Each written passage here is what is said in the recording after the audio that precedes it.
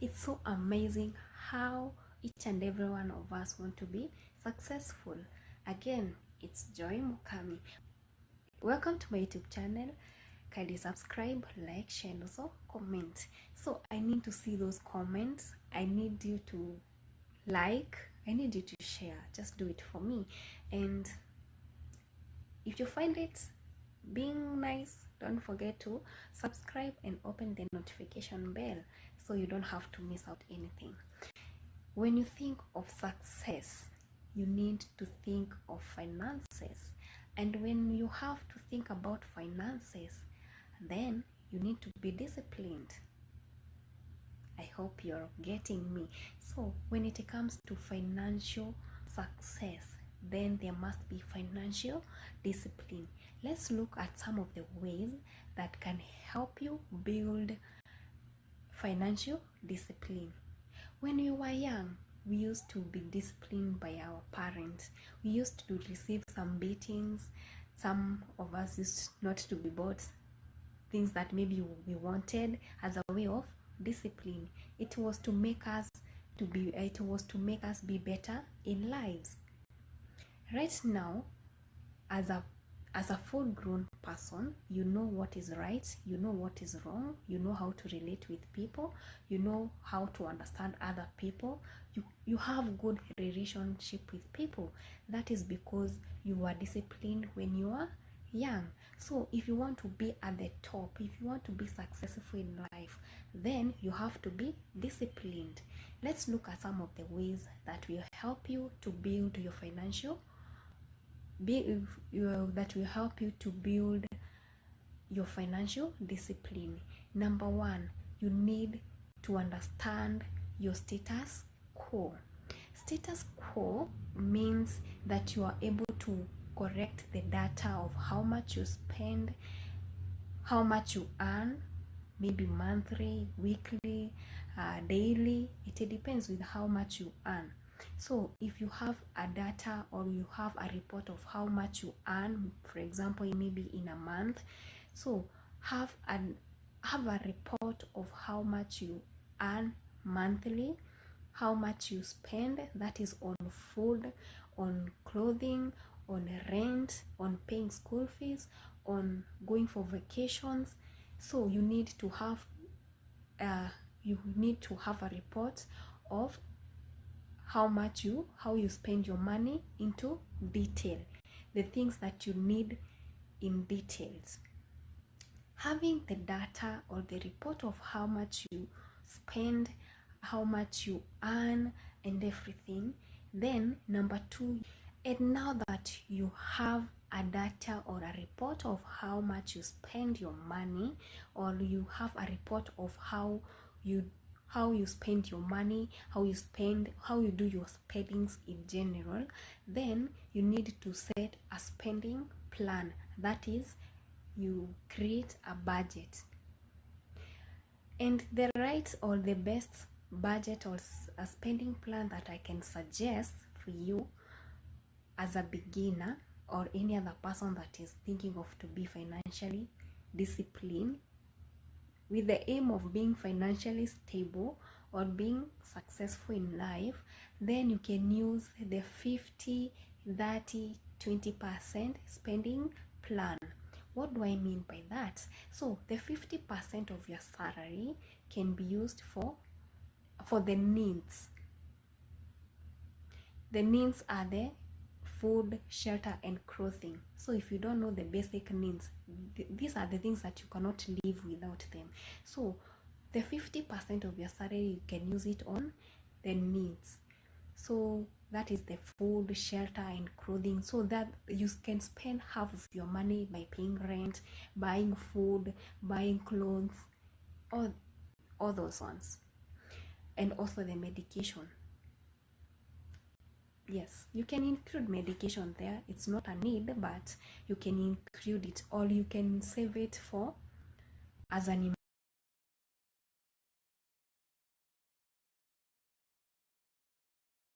emergency fund.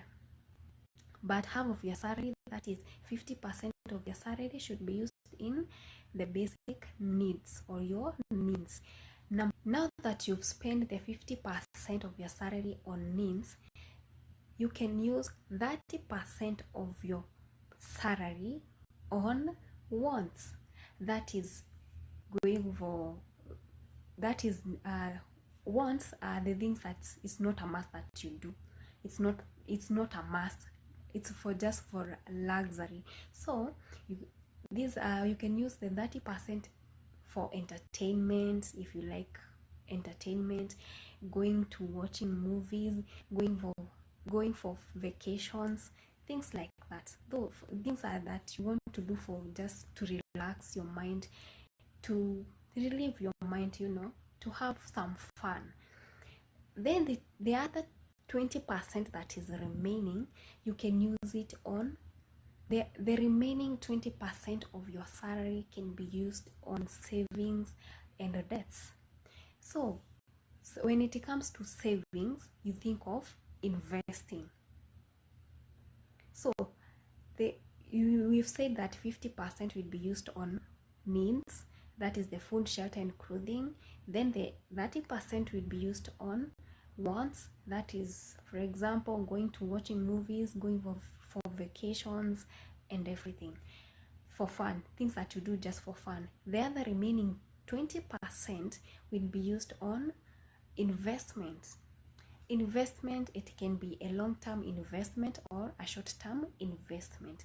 When you think of investment, there must be some financial goals that you want to achieve at the end of the day. So investing, you need to have financial goal. You need to have something that you want to achieve. And the reason as to why you need to invest, it is because you need to progress in life. The reason as to why you want to invest, it's because you need to progress in life. And you cannot, you need food, you need shelter, you need to grow, you need to relieve your mind. It's called self-love. But as you taking care of yourself, then you need to grow up yourself. That is where now the investment plan comes in. And you can invest in so many ways. Once you're done in understanding how much you spend your money, and now you have a budget of how you spend your money, way number three is automating savings and debts. Maybe when you are starting to, or maybe when you're thinking to start having financial discipline, already you earn a loan somewhere. You don't have to wait until you're done paying your loan.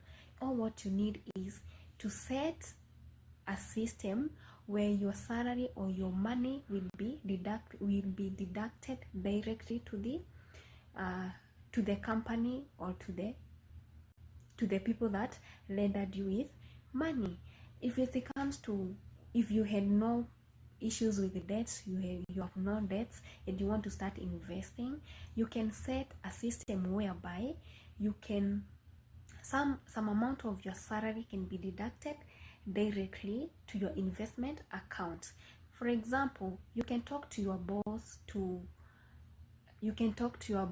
open an account for you. That account is called a 401k plan investment account. So there you involve your boss, where your boss will be deducting your salary directly to your account. So you don't have to always do the processes of just deducting and taking the money to the bank and everything. So it's the work of the boss to do that. At the end of the day, that's a good investment plan, because it's just deducted directly. You don't pay the taxes. You only pay the taxes when you will be withdrawing your money. You can also set a system whereby your salary will be deducted directly to your retirement account. So it's instead of the boss doing the deduction and everything, it's you doing it by yourself. So when it comes to finances, when it comes to financial discipline, you don't have to stress out yourself. And the way number 4 to build financial discipline, you need to avoid incoming debts. Avoid as much as possible to always being on loan. It's good to invest, you can, but I cannot advise someone to always be taking loans, because when you take a loan there must be some interest. So the duration that you will take, or the interest rate that you'll be taking, it might some kind of stressing. And here we want to be financially disciplined, so you need to understand that avoid as much as possible to incur more debts. So avoid debts as much as you can. Manage the finances that you have, make sure that you're investing. And if it's for the health, you can just set a little bit. You can deduct, you can take some of your entertainment money and set just a little bit for your health. And you can reduce that maybe by joining some organization that usually gives you, for example, an NHIF. That's a company that always allows you to be paying like 500 each and every month to cover your medication. So it's going to always be safe. Way number 5 to have financial discipline is by taking up your debts. If you already have a loan, and now that your salary will be always be deducted each and every month to cover up your loan, be checking up on it.